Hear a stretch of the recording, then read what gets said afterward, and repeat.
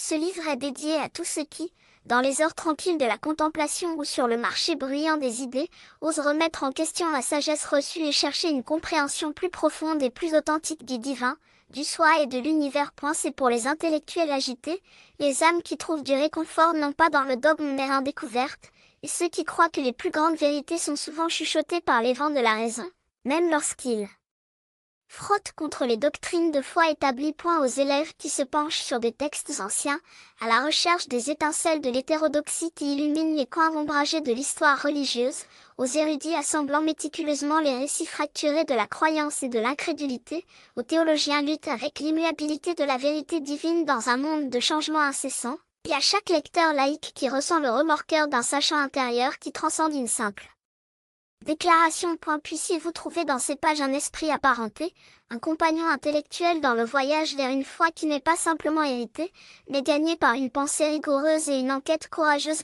Que votre poursuite de la sagesse soit une voie vers une paix profonde, et votre étreinte de la raison un témoignage de l'amour immanent qui nous lie tous. Cette œuvre est offerte dans l'esprit de Baruch Spinoza, un phare d'intégrité intellectuelle, et un hommage à tous ceux qui ont suivi les traces du questionnement, forgeant leur propre chemin vers la lumière de la compréhension.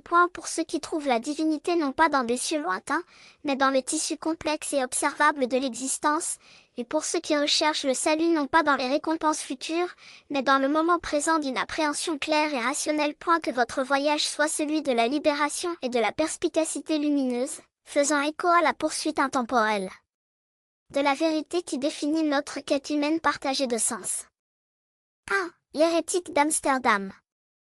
Amsterdam au XVIIe siècle n'était pas simplement une ville, c'était un organisme vivant et inspirant du commerce, de la culture, surtout à nos fins, un creuset d'idées, en particulier au sein de sa communauté juive florissante. C'est dans ce milieu dynamique que Baruch Spinoza, né dans les exilés séfarades portugais qui avaient trouvé refuge sur les côtes hollandaises, a commencé son extraordinaire voyage intellectuel. L'année de sa naissance, 1632, trouva Amsterdam déjà un phare de tolérance relative dans une Europe encore sous le choc des guerres religieuses. Ces canaux ont gêné des navires du monde entier, leur cargaison non seulement des épices et des soies, mais aussi une diversité de peuples et de perspectives. Ce personnage cosmopolite a imprégné même les aspects les plus insulaires de sa société, créant une atmosphère où les frontières traditionnelles, bien que farouchement gardées, étaient néanmoins poreuses. Le Talmud Torah de la communauté séfarade d'Amsterdam n'était pas un endroit pour nourrir d'eau de l'hétérodoxie naissante. C'était une institution imprégnée de siècles de tradition, un rempart contre l'assimilation même que les exilés avaient cherché à échapper en fuyant Ibéria. Ici, le jeune Baruch, plus tard connu sous son nom hébreu, Baruch, a été plongé dans la logique labyrinthique du Talmud, l'exégèse méticuleuse de Rachi et la poésie en flèche des mystiques juifs médiévaux. À la pure rigueur intellectuelle était à couper le souffle. Des jours ont été passés à se dresser sur des textes sacrés, à lutter avec des commentaires et à s'engager dans des débats qui ont perfectionné l'esprit à la pointe d'un rasoir. Il s'agissait d'une éducation conçue pour préserver une identité distincte, un héritage spirituel et intellectuel transmis par des générations de persécutions. La Torah n'était pas seulement un livre, c'était un sang-vie, un plan pour l'existence dans un monde souvent hostile à ses adhérents. Pourtant, même dans cette structure apparemment monolithique, des graines de dissidence, ou du moins d'enquête profonde, commençaient à germer. À la Renaissance, avec sa fascination renouvelée pour l'Antiquité classique et son accent humaniste sur la raison et le potentiel individuel, avait jeté une ombre à travers l'Europe, et son influence n'était pas entière contenue par des frontières religieuses ou géographiques. Les chuchosophies de la philosophie, en particulier les œuvres de penseurs comme Maïmonide, qui avaient cherché à concilier la foi et la raison des siècles plus tôt, ont toujours résonné. Plus immédiatement, les traditions kabbalistiques naissantes, avec leur cosmologie complexe, leur interprétation mystique des Écritures et leur exploration des émanations divines, ont offert une avenue différente, mais tout aussi puissante, pour remettre en question la nature de Dieu et de l'univers. La Kabbale, en particulier, a fourni un langage riche et symbolique pour sonder les mystères divins. Ces concepts d'En Sof, l'infini, le Séphiro, l'émanation divine, et le drame cosmique de la création et de la rédemption, tout en étant profondément enracinés dans la tradition juive, ont ouvert des possibilités pour comprendre la compréhension divine, plus complexe et peut-être moins anthropomorphique que la compréhension prévue. Et elle n'est pas difficile d'imaginer le jeune Spinoza, doué d'une curiosité insatiable et d'un esprit impatient d'abstraction, se retrouvant attiré par ces courants plus spéculatifs et philosophiques au sein de son propre héritage religieux. Le monde rigoureux et lié à la loi du Talmud aurait fourni la discipline intellectuelle, tandis que la Kabbale a offert le terrain fertile pour la spéculation théologique imaginative. Amsterdam, en tant que centre commercial, était également un endroit où les idées circulaient avec la même liberté que les biens. Les rabbins, les universitaires et les commerçants sont arrivés de tous les coins, apportant avec eux non seulement des coutumes différentes mais aussi des interprétations différentes de la foi et de la philosophie. Le climat intellectuel n'était pas celui de l'unanimité complète. Alors que les dirigeants communaux ont travaillé pour maintenir l'orthodoxie, il y avait toujours ceux qui ont repoussé les frontières, qui ont posé les questions inconfortables, qui ont cherché à concilier la tradition juive avec les courants intellectuels plus larges de l'époque. L'éducation de Spinoza était donc une tapisserie complexe tissée des fils de l'écriture ancienne, des commentaires médiévaux, de la spéculation mystique et des agitations naissantes de l'enquête philosophique moderne. Les pressions au sein de la communauté étaient immenses. Cette déviation des normes établies n'était pas simplement une question de désaccord intellectuel, c'était une menace existentielle. À la communauté juive portugaise d'Amsterdam, bien qu'un paradis par rapport à ce qu'ils avaient laissé, était toujours intensément conscient de sa position précaire. Le maintien de la cohésion communautaire et l'adhérence à une observance religieuse stricte étaient considérés comme essentiels à la survie. Toute transgression perçue pourrait risquer non seulement la censure communautaire mais aussi l'ostracisation, sort qui a provoqué des conséquences sociales et économiques importantes dans une société aussi tricot. Pour Spinoza, dont l'intellect le conduisait déjà sur des chemins moins fréquentés, cela a créé une tension palpable entre les dictats de sa conscience et les exigences de sa communauté. Le récit des premières vies de Spinoza n'est pas celui d'un génie isolé émerge complètement formé. C'est l'histoire d'un étudiant doué émergé dans un environnement riche, mais exigeant, intellectuel et religieux. Et elle était façonnée par les traditions mêmes qu'il viendrait plus tard à la critique si profondément. L'étude méticuleuse des Écritures a inculqué un profond respect de l'autorité textuelle, même si son propre raisonnement a commencé à remettre en question ses interprétations ultimes.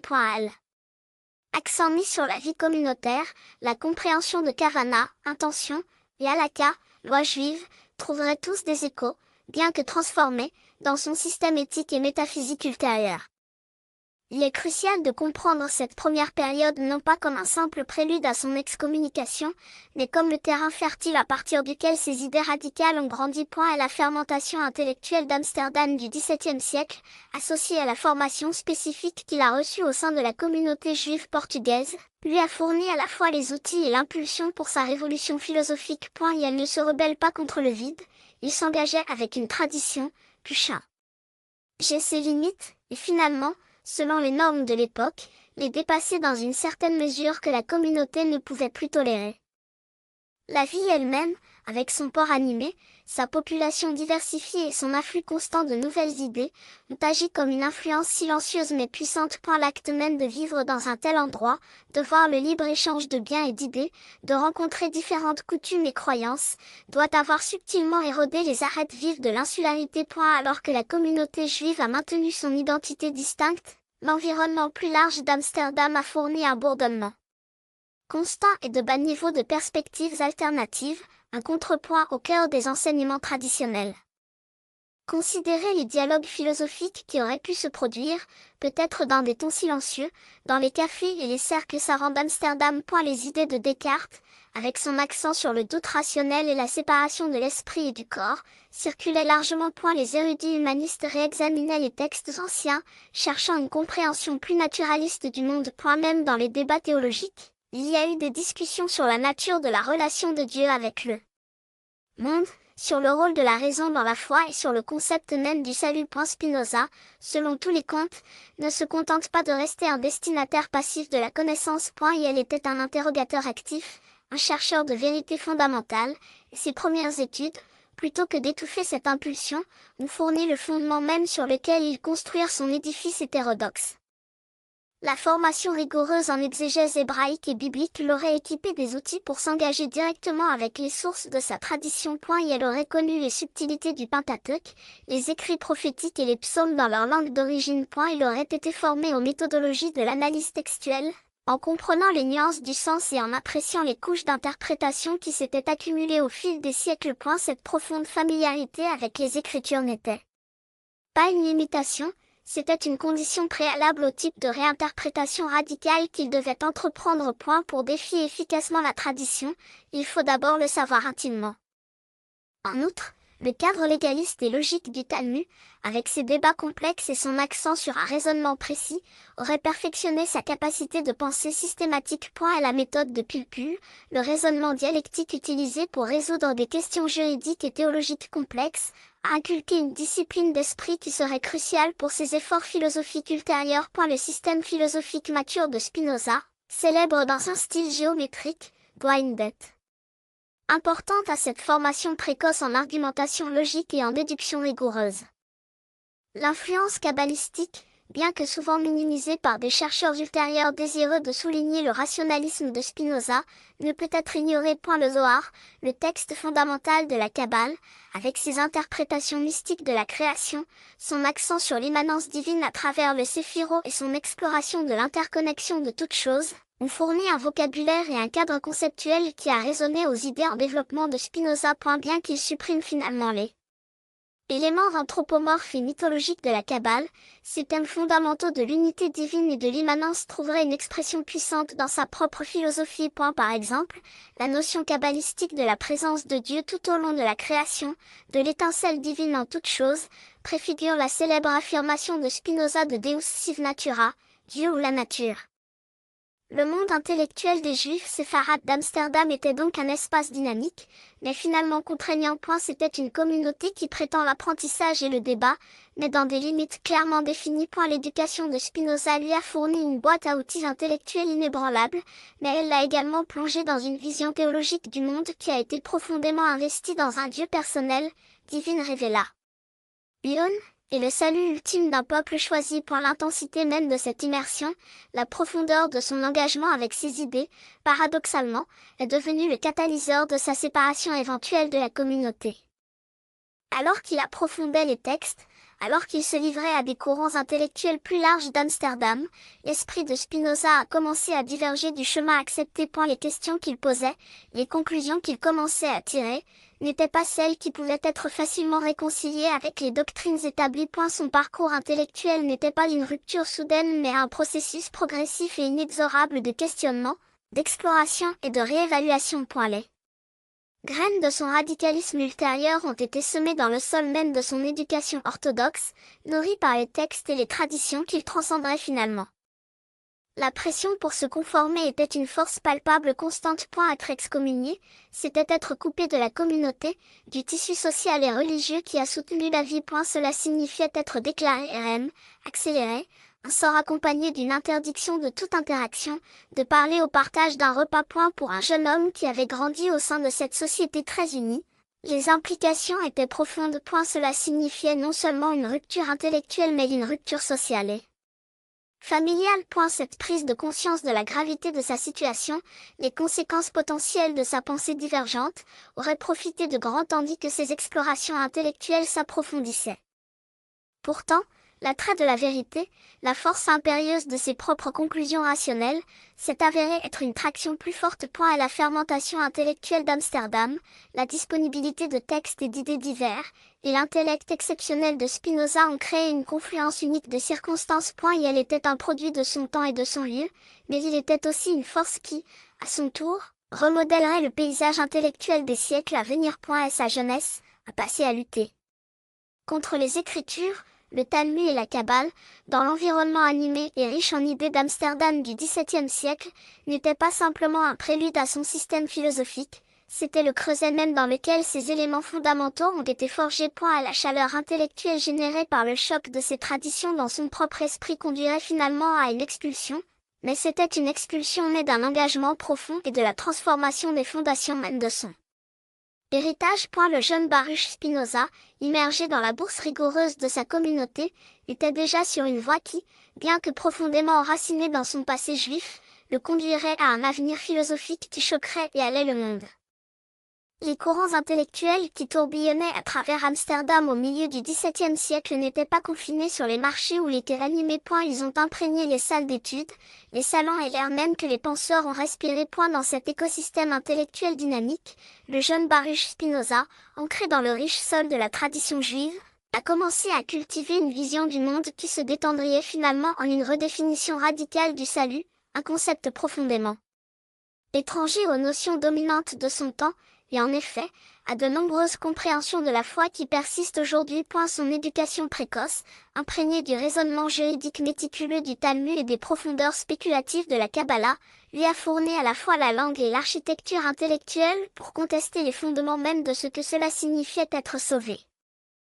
La compréhension commune du salut, en particulier dans le discours chrétien qui a dominé une grande partie de la vie intellectuelle européenne, tournait autour des concepts du décret divin, de l'expiation et de la rédemption du péché. L'humanité, tombée de la grâce par le péché d'origine, était considérée comme intrinsèquement corrompue, incapable de réaliser la justice en soi. Le salut, par conséquent, était compris comme un cadeau, accordé par un Dieu transcendant et personnel, souvent à travers le sacrifice du fait par procuration d'un intermédiaire divin, généralement Jésus-Christ. Cela a offert ainsi un fortune narrative of rescue, une intervention dramatique par une divinité bienveillante pour ramener l'humanité du précipice de la damnation éternelle. L'accent était mis sur un état futur, une récompense post-mortem pour la foi et l'adhésion à la loi divine, médiée par la grâce divine.